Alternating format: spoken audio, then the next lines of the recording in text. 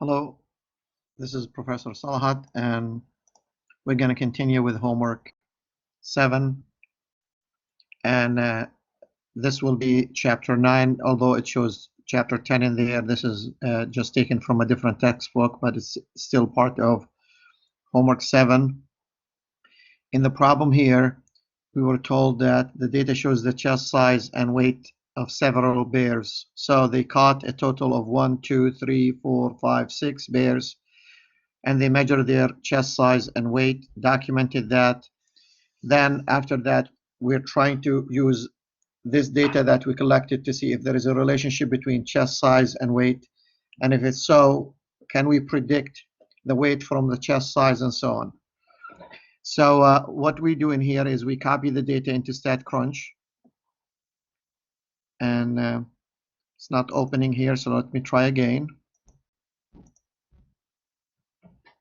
It did open. After you put the data into StatCrunch, the first question is to find the equation, the regression equation. So we go to Stat, we go to Regression, we go to Symbol Linear, and then the chest size will be the X's and the weight will be the Y, because we're trying to predict the weight from the chest size. And we hit Compute, and the equation that we got is here. So in the question, let me shrink this a little bit.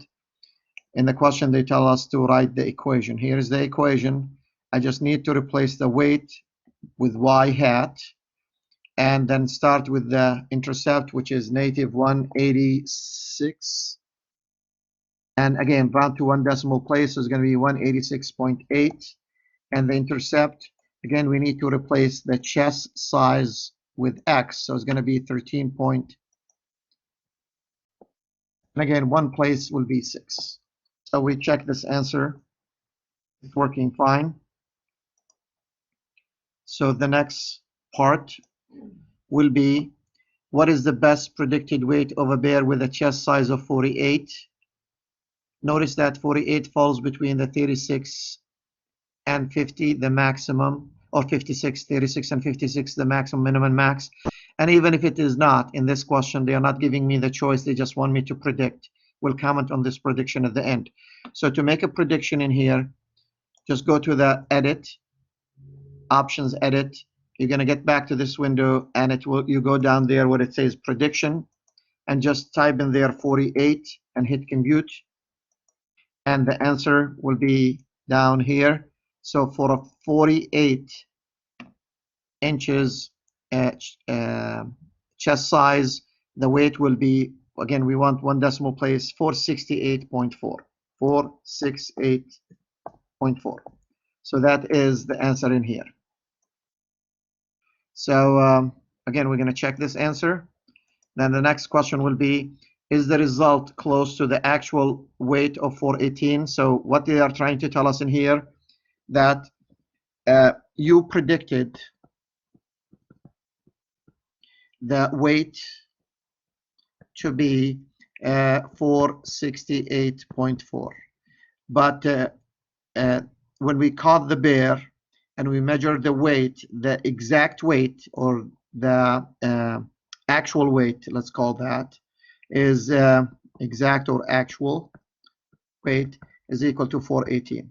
Notice that there is a difference between 468 and 418, and that difference is almost like 50.4 pounds. So that is a huge difference. And so in this case, what we can say in here is that, is the result close? The result is not very close. So we're going to choose the result is not very close, but we need to finish reading the problem. Here is the result is close.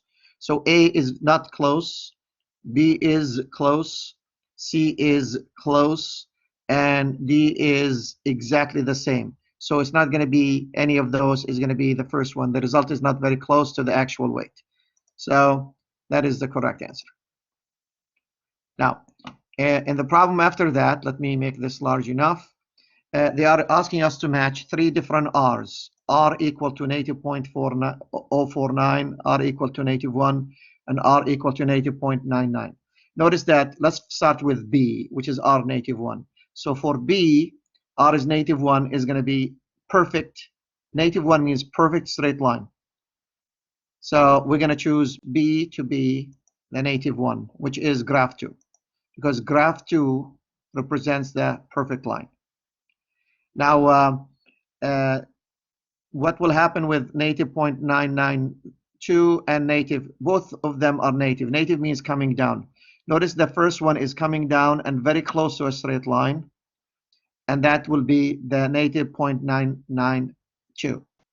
So that's C. C will go, in C we're going to choose graph A, or 1, because graph 1 here matches C with very close. Now this one is scattered, like if there is an imaginary line in there, the dots are far away from the line, and therefore is going to be a weak correlation, still native, and this is the best. A will be represented by graph 3, because graph 3 is the worst of the 3, or the least when it comes to strength. So we check those, and this is the correct answer. Number 20, they ask us in here, will the following variables have positive correlation, negative correlation, or no correlation? Number of doctors on staff at a hospital and number of administrators on staff. Okay, so the number of doctors and the number of administrators. So do you think that the more doctors we'll have more administrators or less administrators? Common sense says now we have to maintain a ratio there. So this means that the more doctors we'll have is going to be the more administrators we'll have. So it has to be a positive. Positive means you increase one, you increase the other. Okay? Now, although common sense says something, but reality may say something else, like more doctors or less staff, so there is no correlation. But let's assume there is a positive correlation in here. Okay? So again, there is a difference between common sense and reality. What does it mean to say that two variables are positively associated and negatively associated? So let's start with positively associated. Positively associated means here that if we, here's the two variables, if we increase one, the other will increase. So it is going to look like this. Like if we have dots, the dots is going to be like this, close or far, but at least we're going to have a positive correlation. So a positive correlation means that there is a, by the way, we're talking in this class about linear. So there is a linear relationship between the variables, and again, I'm not going to choose A or B because it says there is a relationship, and in A it says the relationship. We're not looking at relationships in here. There is a linear relationship in B between the variables, but that's not good enough. Positive means more, means that there is a linear relationship between the variables, and whenever the value of one variable increases, the value of the other, by the way, it's not going to decrease, it's going to increase, so must be D. If we look at D, it says in here, whenever the value of one variable increases, the value of the other is increasing too. Now, when we go to the natively associated means you're going to have something like this, and when one goes up, the other is going down. So it's going to be like we have dots in here, and it's going to be like this. So when one is going up, the other is going down, and this is the way it is. It is going to be probably C, because it says there is a linear relationship between the variables, and whenever the value of one variable increases, the value of the other decreases. So one is decreasing while the other one is increasing. So that is the answer. Now in number 22, it says the linear correlation between violent crime rates and percentage of the population that has a cell phone is native 0.918. So in this question, they're talking about a native R equal to native 0.918. In other words, it seems like we have some situation like this. Like this here, it talks about number of cell phones. And in here, it talks about the correlation between violent crime, number of violent crimes. Okay, so it seems like there is a relationship, and that relationship is native. Now, let's continue and see. for the years since 1995, do you believe that increasing the percentage of the population that has a cell phone will decrease? Increasing the population means giving people more phones. Will that has cell phones will decrease the violent crimes? Do you think that if we give people more phones, the crime that will result in lower crimes? And to answer this question, question is the same equivalent to, do you think that one is causing the other? Now, remember, in this relationship, we think there is a strong correlation between reduction in crime and the number of cell phones. We know from native 0.918 that if the number of cell phones goes up, the crime rate will go down. We know there is a correlation, but we don't know if the number of cell phones or increasing the cell phones is going to cause the crimes to go down. So the answer to this question is no. Will increasing the percentage of population that has a cell phone decrease the rate of crime? We don't know. We know there is a strong correlation, but we cannot tell. Okay, so maybe there is something called a lurking variable. Maybe there is another hidden reason, and could be maybe the economy. The economy, when people have good jobs, they buy phones, and when people have good jobs, they avoid crimes. They don't commit crimes. If people have, and most people, I'm not talking about everybody, but if most people have the means, why would they commit crimes? So maybe there is a lurking variable, and there is no way I can tell that the cell phones are causing the reduction in crime, but I can say there is a correlation. So in this case, in here it says will increasing, means if you do this will lead to that. We don't know. No, it's not. We know there is a strong correlation, but we cannot say if one is causing the other. Now, what might be a lurking variable? And we talked about lurking variable here. What may be a lurking variable? I just mentioned the economy. Like, lurking variable means something that's causing both. We cannot say police, because do you think police is causing people to have more phones and less crimes? Maybe less crimes, but not more phones. What about the average cell phone effectiveness as a weapon? In other words, you can use a phone to hit people with, shoot people, whatever. That's not true, because phones are not a weapon. Another thing, the last thing, is overall cell phones signal strength. That's not true, because it doesn't show you more powerful, and therefore criminals will avoid you. No. So maybe, and it's more obvious in here, is the economy the most appropriate answer here. Now, if we look at the number 23, and number 23 here, it says, what does it mean for R to be 0? This is an easy question. And remember, when we talked about R, we said it ranges between -1 and 1, and when it's 0, there is no correlation, no linear correlation. That is the only meaning. So this is equivalent to you take your car to check the battery. If the meter points towards 0, means there is no life in the battery. There is no correlation in here. So there is no linear relationship exists between the variables. The other one, a linear relationship does exist. That's not true. In C, it says a relationship does exist. That's not true. No relationship exists between the variable, and no linear. Notice that between A and B, one it says no linear, and B and D it says no relationship. Notice that we are talking about linear. So we're going to focus on that. So we're going to pick A, not D. The only difference between A and D is one has linear relationship, one has a relationship. Again, we're not talking about a relationship, we're talking about a linear relationship. Now, true or false, correlation implies causation, and that is exactly going back to this, to the cell phones and crimes. We cannot say that increasing cell phones can cause reduction in crime. So correlation does not imply causation. So if we say correlation implies causation, we are wrong, we are false. Now 25. If a linear correlation between two variables is native, what can be said about the slope? Again, if the dots are coming down, what can we say about the slope? Notice that the slope will be native also, because the line is declining, coming down. So the slope will be native. Again, if the correlation is negative, the slope will be negative. If the correlation is positive, the slope will be positive. So in this case, since it's negative, it's going to be negative also. Now, in this problem in here, it talks about absences from school.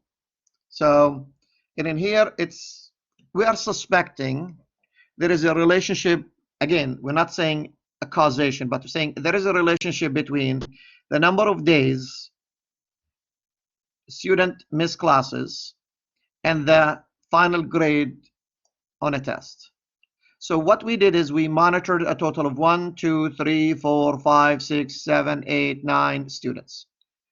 And we recorded how many days they missed classes and what is the final grade. So, and from here, we need to come up with a regression equation. So I'm going to go in here, open in StatCrunch, and I'm going to come up with the equation using the steps stat, regression, symbol linear. Then after that, just number of absences X, and number of, or final grade is Y. And let me just compute in here to answer this question. And here they tell me what's the equation. Notice that they started with X. Here's the equation. The final grade is Y. We're going to call it Y hat. And they started with the X, which is the number of absences. So we're going to, because they started with the X, we're going to start with this number. That's in front of X. They want 3 places, so it's going to be negative point, or negative 3 point. Let me correct this. Negative 3 point. And we need 3 places. 186 is going to be 187. And the intercept is this number. And they want 3 places, so it's going to be 88.92. There is no third place. You can put a 0 if you want to. It doesn't matter. Or you just don't have to put a 0. It would work either way, because there is no more digits in here. So either way would work. So this will be the regression equation. Now, in this case, they are asking us, let me put this away for a minute. They're asking us to give an interpretation of the slope. Notice that this is the equation. Y hat is equal negative 3.187x plus 88.92. Now, we know that the slope is what is in front of x. And we know that slope is change in y over change in x. That's the definition of slope. So when you think about it in here, x is represented by the days absent. So this is the number of days absent. Days absent. And y in here is the grade or final grade. So the slope in our case is negative 3.187, which is equivalent to negative 3.187 divided by 1. Okay, and notice that 1 in the bottom represents the absence. So then for every day, so this is number of days absent. So for every day absent, what will happen in here is score or grade. What happened because of the negative sign in here, we're going to say drops. The grade will drop by how much? 3.187 points. So that is the meaning of the slope.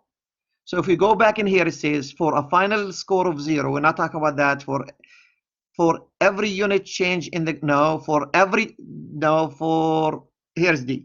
For every day absent, that's exactly what we wrote in here. Because the bottom, the is 1 means the change in X number of days, which is 1. For every day absent, the final grade, the numerator is the final grade, which is, in this case, it says false. False takes the place of drops. So you don't have to put the negative sign, just put 3.187. So don't put a negative sign in there because it says false. You don't say false negative. It just says false 3.87 or 187. Now, the next question will be, what is the intercept? Again, question is here, what is the y-intercept?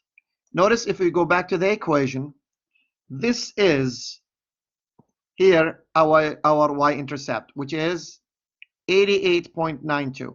Notice by definition, the intercept is the place where, because this line is coming down. It is where we cross the axis. So this is when x is 0, and this is when y equal to 88 point, let me go back up and see what it is, 88.92. That is the intercept. This is the y-intercept. So what it means in here, it means that when x is 0 means no days absent. It's like a clear record. This student never missed class. So when the number of days absent is 0, the score, we expect the score to be 88.92. So that is, so for 0 days of absence, the final score is predicted to be, and again, it's predicted to be 88.92. We chose A because, again, this is the choice that we have if we comprehend what the problem is talking about. But it's not going to be any of the other choices that we have. The next question will be, predict the final grade for a student who missed 5 classes. So what if a student misses 5 classes? Can you predict? So to predict, let me bring this is the problem in here about the number of days absent when we work that. So we want to predict 5. Go to options, go to edit, and go down and look for predict y and put 5, because they ask us to predict for a student who missed 5 classes. So when you hit compute and you go down, you're going to find that if a student misses, or if you miss 5 classes, it's expected that your final grade will be 72.9866 something. And in this case, they say round to 1 decimal place. So the predicted final grade will be 72 point just 1 place. It's going to be 98 something. So we're going to write it 73.0. Again, because when you round, you're going to round up. So it's going to be 73. Now, I am going to lower this in here, and I'm going to talk about something called, in this case, something mentioned in here. It's called residual. Residual, by definition, is like the error or the difference between exact and predicted. Now, in our problem, we predicted if you miss 3 or 5 classes, you're going to get 73. Okay. Now, if you look at the table up here, I'm pointing to it right now, we find that for a student who missed 5 classes, the student scored 72.9. So there is a difference, and that difference is negative 0.1 if you subtract. This means that the student, like when we predicted, look at our prediction. When we predicted, we over-predicted. Okay? And this student scored less than what we predicted. That's the negative sign. Less than by that much. So that is the difference in here, is called the residual. So the observation has a residual of negative 0.1. Not positive. You have to be careful. Always put exact first, predicted second. And which indicates that the final grade is, again, because the native is going to be below predicted. The final grade in here, the exact grade, final grade, is below what's predicted. So that is what we have here. Now, one other thing in here, they ask us to compare the graphs. So we don't have to go too far in here. Here's when we did work the problem. This is about absences, whatever. Here's, if you click on the arrow here, you're going to see the graph. So notice that, and in this case, the graph in here, the first 2, 3 dots are on the graph, then above the graph, then on the graph, then below the graph, then above the graph. So if we try to go in here, let me move this and try to make this bigger a little bit. This way we can see better. Notice that if I enlarge this graph, this doesn't match because this is mostly the points are under. That's not a good one. If you look at B, notice that mostly all the points above the line, not even one single point on the line, and that is not okay. Look at C. In C, notice that the points are on the line, then we go above the line a little bit, then on the line again, then below, then above. So it seems like this is a C. But let's just show you D, just to make sure you convince in here. Look, D is all the points are under the line, so it must be the C. So that is our check, and that is the graph. Finally, would it be reasonable to use this least square regression? In other words, let me go back in here. Would it be reasonable to use this equation now to predict the final grade for a student who missed 15 classes? Notice that we predicted for 5 because 5 falls between 0 and 9, is within our range. Notice the 15 is outside our range. A student who missed 15 classes, it is possible for a student to miss 15 classes, but we didn't study that case. We didn't work with it. So therefore, we cannot predict for 15 because it is outside the minimum of 0. Again, don't look at y, look at x, between the minimum of 0 and the maximum of 9. So in this case, we say, no, we cannot predict. So it's not going to be A. So it's going to be one of the, it's either B, C, or D. So no, let's read B. B, it says no 15 missed classes or class periods is outside the scope of the model. That is true. Let's look at C. C, it says 15 missed class period is not possible. It is possible. There are kids who miss more than 15. So it's in D, it says no, because 15 missed class periods is not possible outside the scope of the model. And that's not true. It is possible. More information regarding, no, we're going to just stick with B. So when we just choose B, we get the answer we're looking for. So this is how we do this. Now, by doing this, we are done with this homework. So I'm going to stop here.